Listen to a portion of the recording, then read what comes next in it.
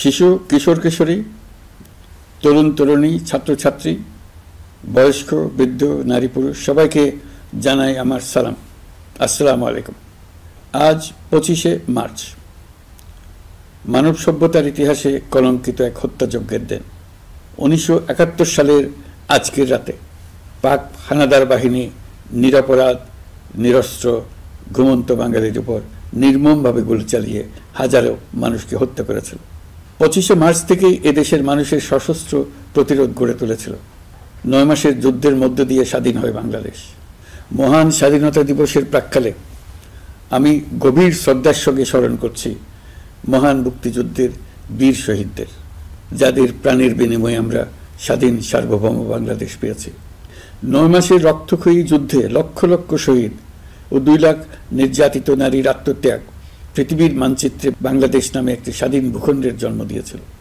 মুক্তিযুদ্ধের এই বীরদের প্রতি আমার সালাম। সেই সঙ্গে 24শে জুলাই অভ্যুত্থানে নিহত হাজারো শহীদ ও আহত, যারা বৈষম্য, শোষণ, নির্যাতন এবং নিপীড়নের বিরুদ্ধে বুক চিতিয়ে দাঁড়িয়েছিল, তাদের প্রতি সমগ্র জাতির পক্ষ থেকে আমি সশ্রদ্ধ সালাম জানাচ্ছি। জুলাই গণ অভ্যুত্থান আমাদেরকে যে বৈষম্যহীন বাংলাদেশ গড়ার স্বপ্ন পূরণের সুযোগ এনে দিয়েছে, সেই সুযোগ আমরা কাজে লাগাতে চাই। প্রিয় দেশবাসী, পবিত্র মাহে রমজানের সিয়াম সাধনা উপলক্ষে আপনাদের সকলকে আমার আন্তরিক মোবারকবাদ জানাচ্ছি।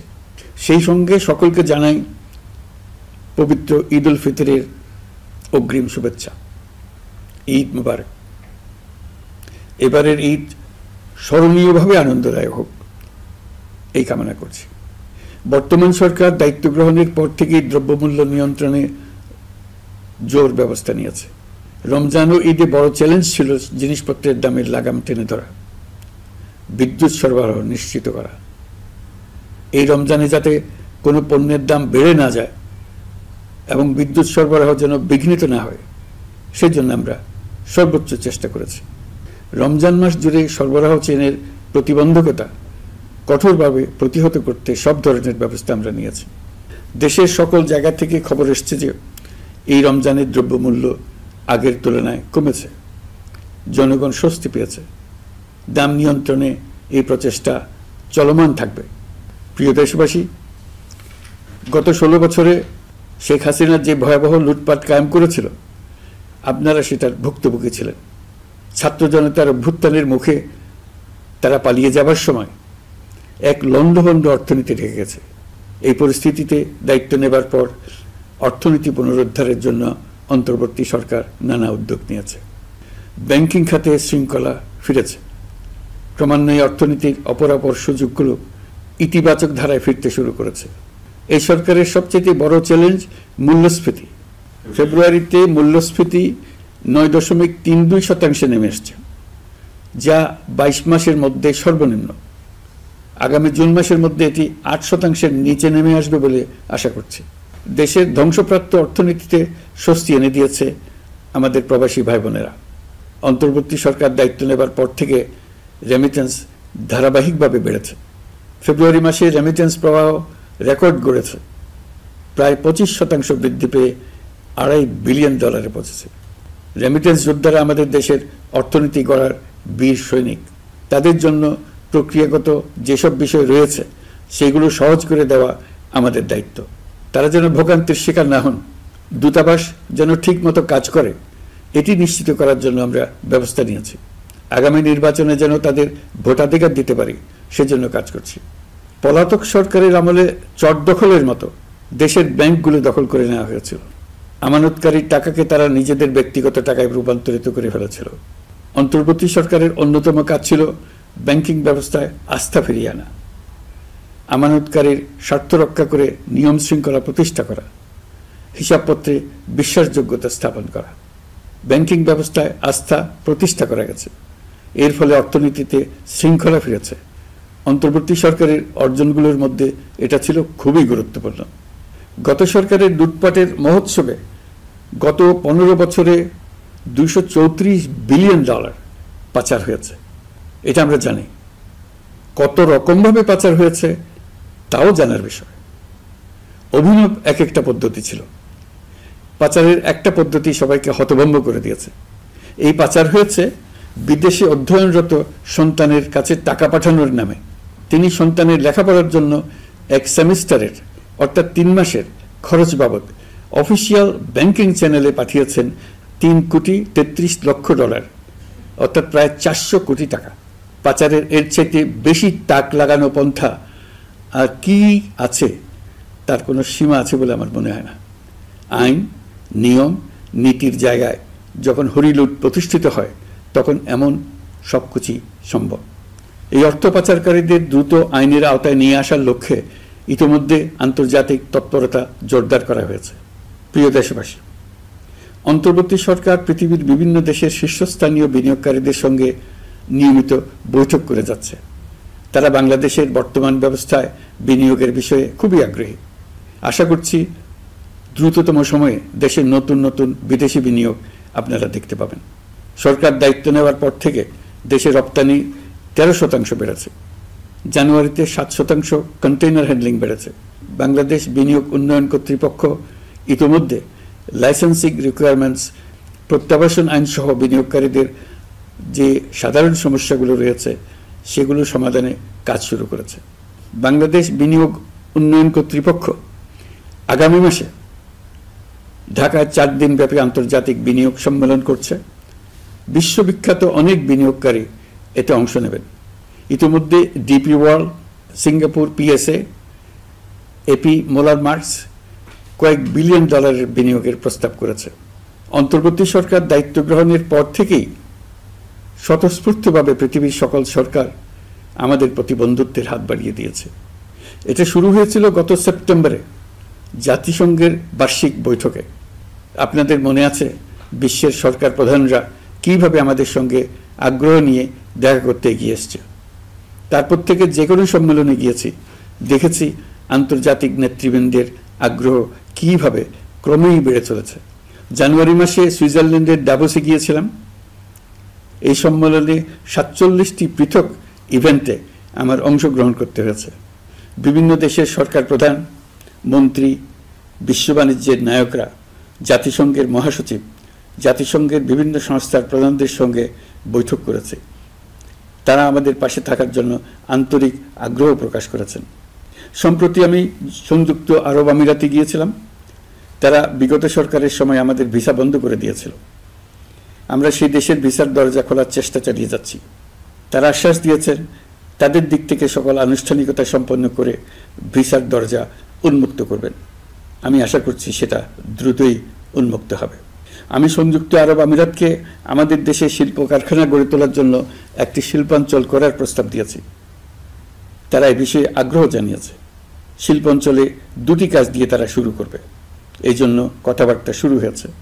প্রথমে মুসলিম বিশ্বে সরবরাহের জন্য একটি হালাল গোশত প্রক্রিয়াজাত করার কারখানা করবে। এরপর মৎস্য প্রক্রিয়াজাতকরণের জন্য কারখানা স্থাপন করবে। তারা আমাদের নতুন সামুদ্রিক বন্দর পরিচালনা করার জন্যও আগ্রহ জানিয়েছে। প্রিয় দেশবাসী, বিশ্ব মানচিত্রে বাংলাদেশকে অনন্য উচ্চতায় নিয়ে যাওয়া আমাদের অন্যতম লক্ষ্য। এই লক্ষ্যে আমরা আসিয়ানের সদস্য হিসেবে যোগদান করার বিষয়ে আগ্রহের কথা জানিয়েছি। এই বছরের শুরু থেকেই মালয়েশিয়া আসিয়ানের চেয়ারম্যানের দায়িত্ব গ্রহণ করেছে। মালয়েশিয়ার মাননীয় প্রধানমন্ত্রী আনোয়ার ইব্রাহিমের সঙ্গে এই বিষয়ে কথা হয়েছে। তিনি আমাদের আবেদনের প্রতি সমর্থন জানিয়েছেন, আমাকে মালয়েশিয়া সফরের আমন্ত্রণ জানিয়েছেন। আমি এই আমন্ত্রণ গ্রহণ করেছি। মালয়েশিয়া রোহিঙ্গা সমস্যা সমাধানের জন্য জাতিসংঘের সম্মেলন আয়োজনের দায়িত্ব নিয়েছে। আমাদের দেশ থেকে শ্রমিক নিয়ে যাবার ব্যাপারে যে সমস্ত সমস্যার সৃষ্টি হয়েছিল সবগুলো সমাধানের জন্য আন্তরিকভাবে তারা কাজ করছে। আগামীকাল 4 দিনের সফরে আমি চীন যাচ্ছি। প্রেসিডেন্ট শি জিনপিংয়ের সঙ্গে আমার বৈঠক হবে। চীনের বড় বড় ব্যবসায়িক প্রতিষ্ঠানের সিইওদের সঙ্গেও বৈঠক করব। পৃথিবীর সর্ববৃহৎ চাইনিজ সোলার প্যানেল নির্মাতা প্রতিষ্ঠান লংজি বাংলাদেশে কারখানা স্থাপনের আগ্রহ জানিয়েছে। আমরা তাদের সঙ্গে কাজ করছি। এছাড়া প্রযুক্তিগত সহায়তা, মেডিকেল সহায়তা, স্বল্প মূল্যে চিকিৎসা সহ অন্যান্য বিষয়ে আলোচনা হবে। তারা আমাদের দেশ থেকে আম, কাঁঠাল ও পেয়ারা আমদানি করতে চায়। এটা খুব দ্রুতই শুরু হবে। এই সফরের মধ্য দিয়ে আমাদের 2 দেশের সম্পর্ক ঘনিষ্ঠতর হবে।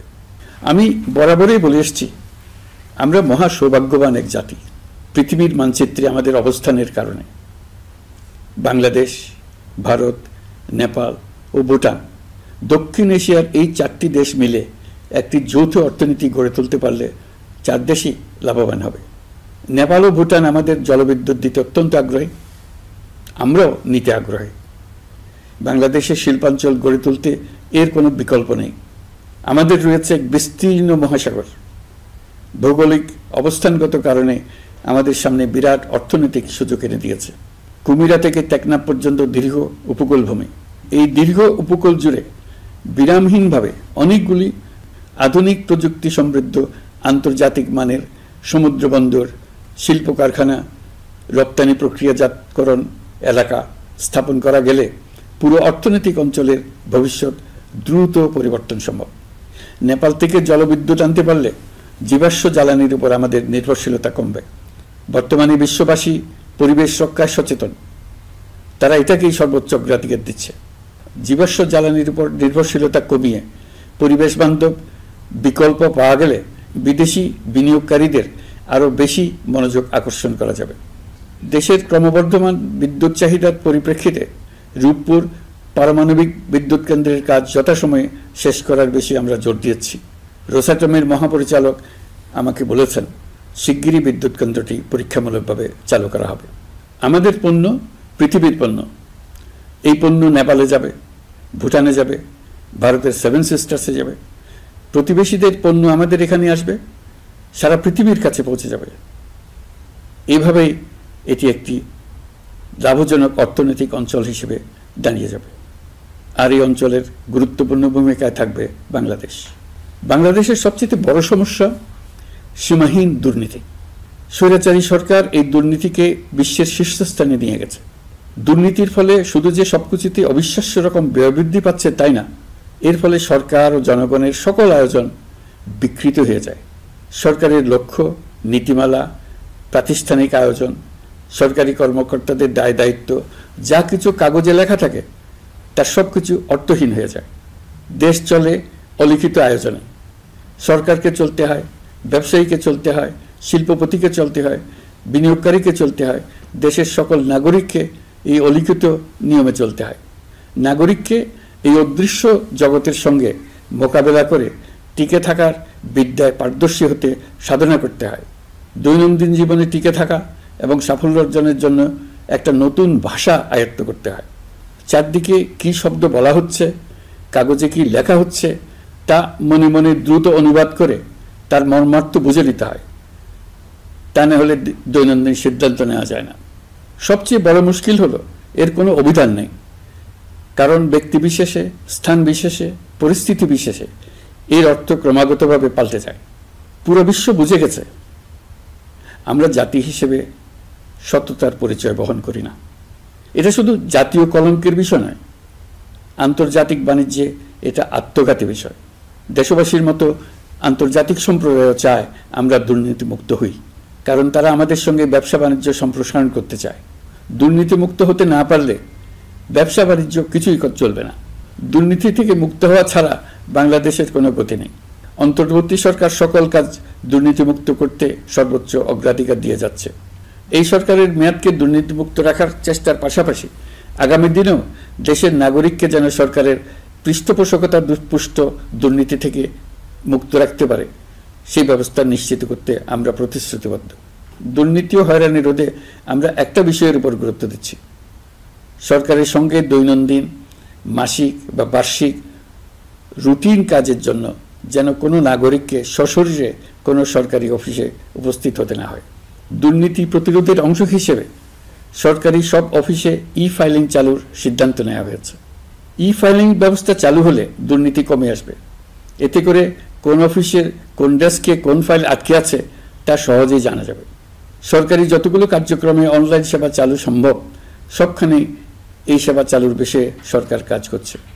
সরকারি বিভিন্ন সেবা পেতে অসহায় নাগরিকের টুটি চেপে ধরে অবিশ্বাস্য পরিমাণ টাকা দিতে বাধ্য করা হয়। টাকার যে লেনদেন ও ভোগান্তির সম্মুখীন হতে হয় সেটা থেকে নাগরিকদের বাঁচানোর জন্য আমরা বদ্ধপরিকর। অনলাইনে সেবা পাওয়ার পদ্ধতিটি আরও কীভাবে সহজ করা যায় এই ব্যাপারে আমাদের কাছে পরামর্শ জানিয়ে লিখুন, ইমেইল করুন। আপনি বা আপনার পরিবারের যে কেউ এই সেবা বাণিজ্যিকভাবে দিতে চাইলে প্রশিক্ষণ গ্রহণ করে পৃথিবীর যে কোনো স্থান থেকে এই সেবা দিতে পারবেন। বিগত সরকারের আমলে ভিন্নমতকে দমন করার জন্য মিথ্যা মামলাকে হাতিয়ার হিসেবে বেছে নেওয়া হয়েছিল। বিভিন্ন পর্যায়ে যাচাই বাছাই করে আমরা এসব হয়রানিমূলক মামলা প্রত্যাহারের উদ্যোগ নিয়েছি। গত ফ্যাসিস্ট সরকারের সময় দায়ের করা রাজনৈতিক হয়রানিমূলক মামলাগুলোর মধ্যে সারা দেশে পর্যন্ত ৬,২৯৫টি মামলা প্রত্যাহারের সুপারিশ করা হয়েছে। অন্যান্য সকল হয়রানিমূলক মামলাও ক্রমান্বয়ে প্রত্যাহার করা হচ্ছে। এছাড়া এ পর্যন্ত সাইবার সিকিউরিটি আইনের অধীনে বিচারাধীন স্পিচ অফেন্স সংক্রান্ত ৪১৩টি মামলা প্রত্যাহার করা হয়েছে। এই আইনটি অবিলম্বে বাতিল করে নাগরিক বান্ধব সাইবার সুরক্ষা আইন করা হচ্ছে। মানুষের ভোগান্তি রোধেও আমরা আইনগত পদক্ষেপ নিচ্ছি। জিডি করার সময় স্বাক্ষর দেওয়ার জন্য এখন আর থানায় যাওয়ার প্রয়োজন নয়, এটা অনলাইনেই করা যাবে। এই ব্যাপারে প্রয়োজনীয় নির্দেশ দেওয়া হয়েছে। পাওয়ার অফ অ্যাটর্নি বিধিমালা সংশোধনীর মাধ্যমে প্রবাসী বাংলাদেশিদের হয়রানি লাঘব করা হয়েছে।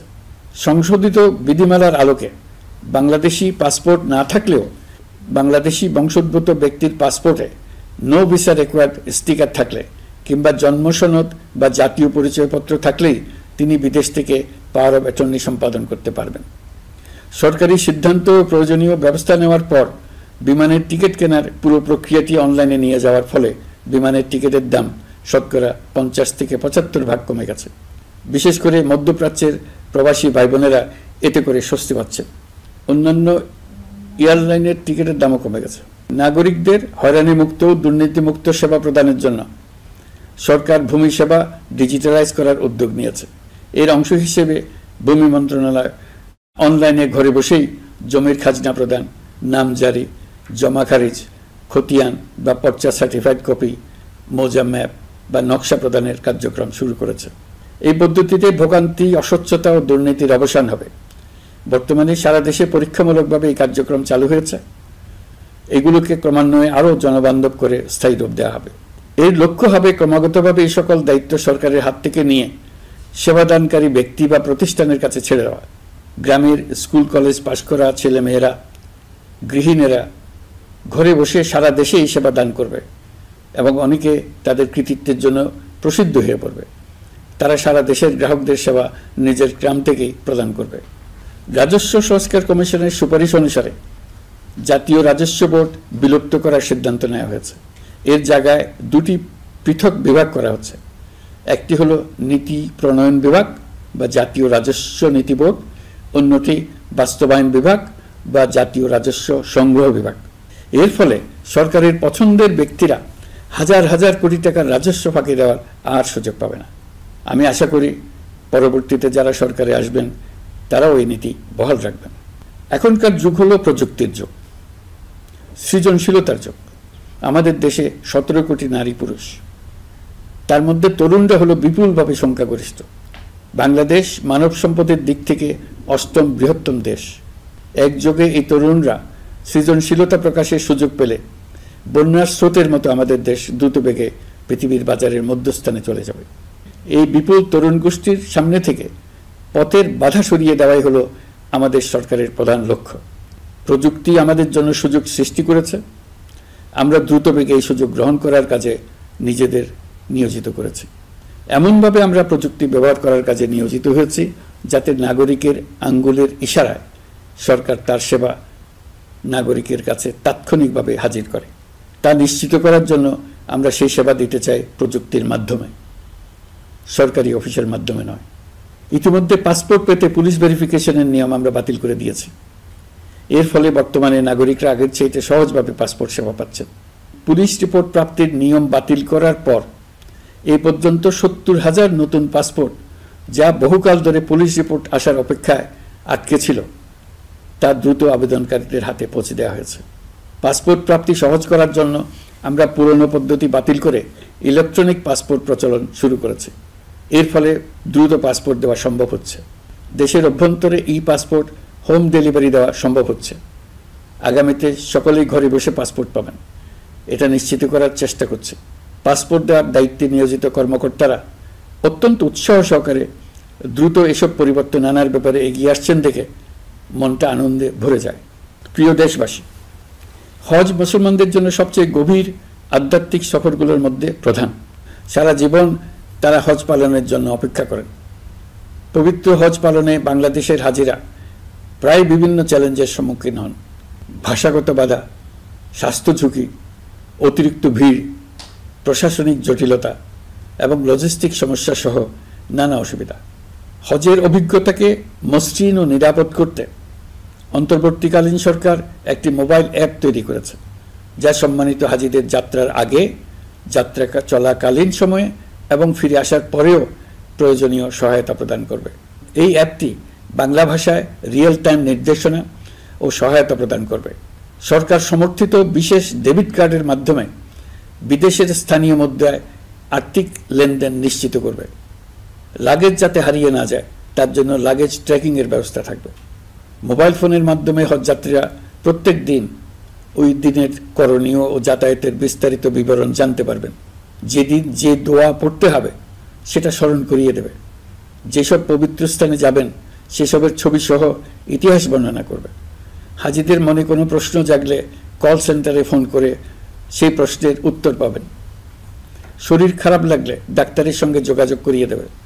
সম্মানিত হাজিদের কোনো পরামর্শ থাকলে সেটা পরামর্শ পৃষ্ঠায় লিখে দিতে পারবেন। ভ্রমণের দৈনন্দিন ঝামেলার জন্য হজের মূল লক্ষ্যকে পরাজিত করতে না পারে তার জন্য সকল ব্যবস্থা এতে রাখা থাকবে। প্রিয় দেশবাসী, আপনারা শুনেছেন আমি স্টারলিংকের প্রতিষ্ঠাতা এবং বিশ্বের শীর্ষ ধনকুবের স্পেস এক্স ও টেসলার মালিক এলন মাস্কের সঙ্গে ফোনে আলাপ করে বাংলাদেশে স্টারলিংকের কার্যক্রম শুরু করার আহ্বান জানিয়েছি। সে অনুসারে কোম্পানির প্রতিনিধিরা এখন বাংলাদেশে তাদের কার্যক্রম শুরুর আয়োজন করছে। তাদের সঙ্গে 3 মাসের মধ্যেই বাণিজ্যিক চুক্তি চূড়ান্ত করার কাজ চলছে। স্টারলিংকের মাধ্যমে স্বল্প মূল্যে উচ্চগতির ইন্টারনেট বাংলাদেশের ডিজিটাল জগতে একটা বিপ্লব আনবে। স্টারলিংক সেবা চালু হলে দেশের প্রতিটি গ্রাম, দ্বীপাঞ্চল, দুর্গম পাহাড়ি অঞ্চল অতি উচ্চগতির ইন্টারনেট সেবার আওতায় চলে আসবে। স্টারলিংক চালু হলে ভবিষ্যতে কোনো সরকার ইন্টারনেট সেবা বন্ধ করে মানুষকে আর তথ্যবন্দী করার কোনো সুযোগ পাবে না। বাংলাদেশের প্রতিটি অঞ্চলে বিশ্বমানের শিক্ষা, স্বাস্থ্যসেবা, অর্থনৈতিক ক্ষেত্রে সকল নাগরিকের অংশগ্রহণ নিশ্চিত করা যাবে। আমাদের নতুন প্রজন্ম দেশের যে কোনো প্রত্যন্ত অঞ্চলেই থাকুক না কেন তারা বিশ্ব নাগরিক হয়ে গড়ে ওঠার সুযোগ পাবে। সরকার যুব উদ্যোক্তা নীতি 2025 প্রণয়ন করেছে। এর লক্ষ্য হবে সামাজিক, অর্থনৈতিক ও পরিবেশগত অগ্রগতির মূল চালক হিসেবে তরুণ তরুণীদের ক্ষমতায়ন করা। এই নীতি টেকসই উন্নয়ন লক্ষ্যমাত্রা অর্জনের উপায় হিসেবে সফল উদ্যোক্তা তৈরিতে সহায়ক হবে। সামাজিক ও অর্থনৈতিক ক্ষেত্রে তরুণ উদ্যোক্তাদের অবদানকে স্বীকৃতি দেওয়া হবে। প্রিয় দেশবাসী, জাতিসংঘের মহাসচিব অ্যান্টনিও গুতেরেস কয়েকদিন আগে বাংলাদেশ সফর করেছেন। তাকে সঙ্গে নিয়ে আমি কক্সবাজারে রোহিঙ্গা ক্যাম্পগুলোতে গিয়েছি। ক্যাম্পে অবস্থানরত 1 লাখ রোহিঙ্গা শিশু, কিশোর, নারী, পুরুষ সবার সঙ্গে একসঙ্গে ইফতার করেছে। আমাদের প্রস্তাবে সম্মতি জানিয়ে আগামী সেপ্টেম্বর মাসে জাতিসংঘের সাধারণ অধিবেশনে রোহিঙ্গা সংকট নিয়ে একটি পৃথক অধিবেশন আয়োজন করার প্রস্তুতি নিচ্ছে। মালয়েশিয়া ও ফিনল্যান্ড যৌথভাবে এই সম্মেলনের আয়োজক হতে এগিয়ে এসছে। এর পাশাপাশি অস্ট্রেলিয়ার সাবেক ভারপ্রাপ্ত প্রধানমন্ত্রী জুলি বিশপকে আমি এই গুরুত্বপূর্ণ সভায় মুখ্য ভূমিকা পালনের জন্য আহ্বান জানিয়েছি। তিনি আমার প্রস্তাব গ্রহণ করেছেন। জাতিসংঘের মহাসচিব বাংলাদেশ সফরে এসে জাতীয় ঐকমত্য কমিশনের সদস্য, রাজনৈতিক দলের নেতৃবৃন্দ ও তরুণদের সঙ্গে পৃথক পৃথকভাবে বৈঠক করেছেন। বৈঠকে সবাই জাতিসংঘের মহাসচিবকে নতুন বাংলাদেশ গঠনের স্বপ্নের কথা জানিয়েছেন। আপনারা জানেন, পতিত স্বৈরাচারের নিপীড়নের বর্ণনা উঠে এসছে জাতিসংঘের মানবাধিকার বিষয়ক হাই কমিশনারের কার্যালয়ের রিপোর্টে। গত জুলাই-আগস্ট মাসে বাংলাদেশের ছাত্র, শ্রমিক জনতার উপর শেখ হাসিনা সরকার ও আওয়ামী লীগ যে দমন, পীড়ন ও হত্যাকাণ্ড চালিয়েছে এর পুঙ্খানুপুঙ্খ তদন্ত করে বিস্তারিত রিপোর্ট প্রকাশ করেছে তারা। এই রিপোর্টে স্পষ্টভাবে উঠে এসছে যে শেখ হাসিনা নিজেই নিরাপত্তা বাহিনীর কর্মকর্তাদের নির্দেশ দিয়েছিলেন বিক্ষোভকারীদের হত্যা করতে। বিগত সরকার, আওয়ামী লীগ ও আওয়ামী লীগের সহযোগী গোষ্ঠী ও সংগঠন একত্রিত হয়ে পরিকল্পিতভাবেই গুরুতর মানবাধিকার লঙ্ঘনে জড়িত ছিল। মানবাধিকার বিষয়ক হাইকমিশনারের রিপোর্টে বলা হয়েছে, বিক্ষোভ চলাকালে প্রায় 1400 জন নিহত হয়েছেন, যার মধ্যে প্রায় 13% শিশু। বিক্ষোভের সম্মুখ সারিতে থাকার কারণে আমাদের জুলাই কন্যারা নিরাপত্তা বাহিনী ও আওয়ামী লীগের সমর্থকদের দ্বারা আক্রান্ত হয়েছে, এমনকি যৌন নির্যাতনের শিকার হয়েছে। জাতিসংঘের রিপোর্ট পড়ে সবার গায়ের লোম দাঁড়িয়ে গেছে। কি ভয়াবহতা! কিভাবে একজন প্রধানমন্ত্রী নিজ দেশে নিরস্ত্র মানুষকে হত্যার পর লাশ লুকিয়ে ফেলার নির্দেশ দিতে পারে? ক্ষমতা আঁকড়ে রাখার জন্য তিনি পৃথিবীর সকল নিষ্ঠুরতা ছাড়িয়ে গেছেন। এটাই জাতিসংঘের প্রতিবেদনে উঠে এসছে। মানবাধিকার বিষয়ক হাইকমিশনার কার্যালয়ের এই রিপোর্টকে আমরা স্বাগত জানাচ্ছি। প্রতিবেদনে যে সুপারিশ করা হয়েছে, অন্তর্বর্তী সরকার সেই সুপারিশগুলো গুরুত্বের সঙ্গে বিবেচনা করছে। আপনাদেরকে আশ্বস্ত করে বলতে চাই, যারা গণহত্যায় জড়িত ছিল, যারা নির্বিচারে মানুষ হত্যা করেছে, যারা ইতিমধ্যে হত্যাকারী হিসেবে বিশ্বের কাছে স্বীকৃত, তাদের বিচার এই দেশের মাটিতে হবেই। প্রিয় দেশবাসী, আপনারা জানেন, অন্তর্বর্তী সরকার দায়িত্ব নেবার পর থেকেই গণমাধ্যম ও সোশ্যাল মিডিয়ায় গুজবের যেন এক মহোৎসব চলছে। দেশকে অস্থিতিশীল করার জন্য একের পর এক মিথ্যা তথ্য ছড়িয়ে দিয়ে জনগণকে বিভ্রান্ত করার চেষ্টা চলছে। অভিনব সব প্রক্রিয়ায় গুজব ছড়ানো হচ্ছে। এক ছবির সঙ্গে অন্য ছবি জুড়ে দেওয়া হচ্ছে, ঘটনা একটা, ছবি আরেকটা। এরকম ফটোকার্ড বানিয়ে অন্য দেশের ঘটনাকে এ দেশের ঘটনা হিসেবে চালিয়ে দিয়ে সোশ্যাল মিডিয়ায় তোলপাড় করে ফেলছে। যতই নির্বাচন কাছে আসবে, এর রূপ আরো ভয়ঙ্কর হতে থাকবে। কারা এর পেছনে আছে, কেন আছে, তা আপনাদের সবারই জানা আছে। আমরা এই গুজব ও মিথ্যা তথ্যের প্রচারণা রোধ করতে জাতিসংঘের সহযোগিতা চেয়েছি। জাতিসংঘের মহাসচিব এর মোকাবেলায় আমাদের সহযোগিতা করবেন বলে আশ্বাস দিয়ে গেছেন। দেশবাসীকে আমি স্মরণ করিয়ে দিতে চাই যে জুলাই অভ্যুত্থানের প্রথম পর্ব সফলভাবে সমাপ্ত হয়েছে। প্রথম পর্বের সমাপ্তির মধ্য দিয়ে অভ্যুত্থানের দ্বিতীয় পর্ব শুরু হলো। সবসময় মনে রাখতে হবে, আমরা কিন্তু যুদ্ধাবস্থায় আছি। গুজব হলো এই জুলাই অভ্যুত্থানের বিরুদ্ধে পরাজিত শক্তির মস্ত বড় হাতিয়ার। গুজব দেখলেই গুজবের সূত্রের সন্ধান করতে থাকবেন, গুজবকে অবহেলা করবেন না।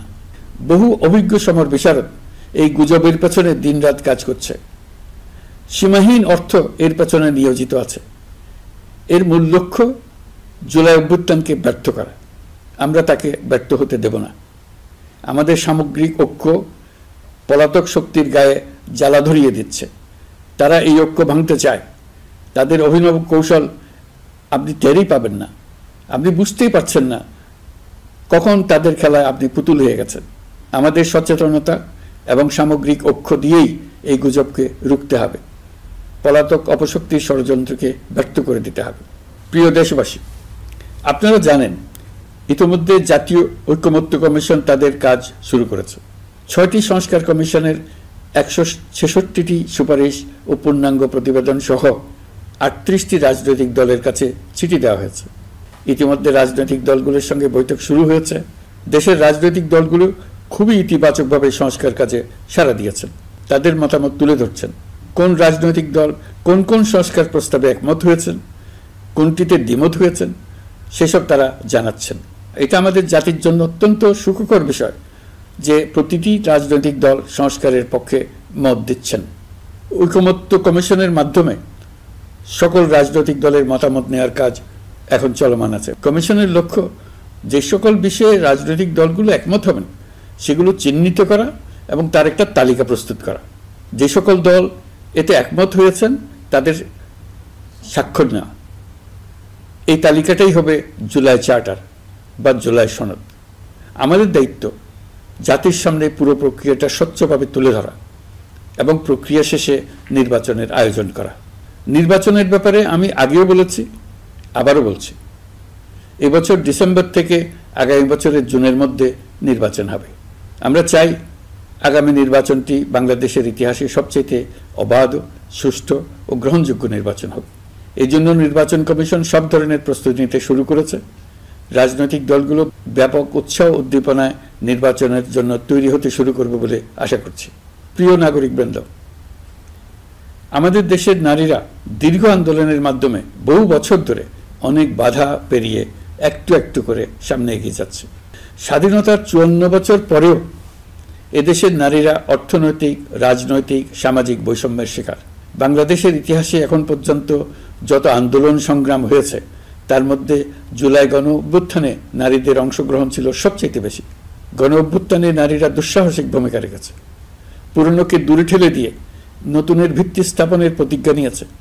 তারা ব্যাপক সংস্কারের কথা বলেছে, সর্বত্র নারীদের ভূমিকা আরও জোরালো করার কথা বলেছে। আমি মনে করি জুলাই গণ অভ্যুত্থান বাংলাদেশের প্রেক্ষিত বদলে দিয়েছে। জুলাইয়ের পর নারীদের অবস্থান ইতিবাচকভাবে পরিবর্তন হবে, সেটাই আমরা চাই। আমরা বাংলাদেশ নিয়ে নতুন করে ভাবতে চাই, আর এই নতুন ভাবনায় নারীদের অবস্থান উচ্চতম পর্যায়ে অগ্রাধিকার পাক, সেটাই আমরা চাই। পরিবারের সকল সদস্য, পাড়া প্রতিবেশী, ধর্মীয় প্রতিষ্ঠান, স্কুল, আপনারা আপনাদের নিজ নিজ অবস্থান থেকে ছেলে শিশু ও মেয়ে শিশুর মধ্যে যেন কোনো বৈষম্য সৃষ্টি না হয় তা নিশ্চিত করুন। আসুন নতুন বাংলাদেশে সবাই মিলে শিশুদের জন্য সুস্থ পরিবেশ নিশ্চিত করি। জুলাই গণ অভ্যুত্থানে অংশ নেওয়া নারীরা তাদের অধিকার প্রতিষ্ঠার ব্যাপারে দৃঢ় প্রতিজ্ঞ। দেশে বিরাজমান বৈষম্যগুলো চিহ্নিত করে নারীর প্রতি সহিংসতা প্রতিরোধ ও বৈষম্য নিরসনে আমাদের প্রত্যেককে একসঙ্গে কাজ করতে হবে। নারীর প্রতি বিদ্বেষমূলক কথাবার্তা, নারীকে খাটো করে রাখার প্রবৃত্তি যারা ধারণ করে তাদের বিরুদ্ধে সামাজিক আন্দোলন গড়ে তোলা প্রয়োজন।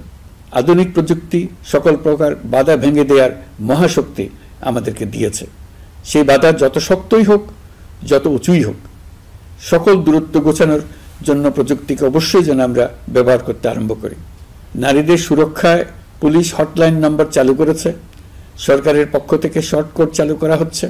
কল টেকার হিসেবে শতভাগ নারী কর্মীদের নিয়োগ দেওয়া হচ্ছে, যেন নির্দ্বিধায় কথা বলা যায়। নারী ও শিশু নির্যাতন দমন আইন সংশোধন হয়েছে। এইসব মামলার তদন্ত ও বিচারের সময় কমিয়ে আনা হয়েছে। বিচার বিলম্বে বাধা দূর করা হচ্ছে। ঢাকার পাশাপাশি চট্টগ্রাম ও রাজশাহীতে ডিএনএ ল্যাব স্থাপনের কাজ চলছে। খুব দ্রুতই বিশেষ জুডিশিয়াল সার্ভিস কমিশনের মাধ্যমে নতুন অনেক বিচারক নিয়োগ দেওয়া হচ্ছে। ভিকটিম শিশুরা যাতে দ্রুত বিচার পায় সেজন্য আলাদাভাবে বিশেষ ট্রাইব্যুনাল স্থাপনের বিধান রাখা হয়েছে। দেশের সবার মতো আমি অত্যন্ত আনন্দিত যে এবার নারী ফুটবল টিম দক্ষিণ এশিয়ায় চ্যাম্পিয়ন হয়েছে। দেশ জুড়ে আয়োজিত তারুণ্যের উৎসব 2025-এ বিভিন্ন অঞ্চল থেকে 27,40,000 মেয়েরা প্রায় 3,000 খেলা ও সাংস্কৃতিক কর্মকাণ্ডে অংশগ্রহণ করেছে।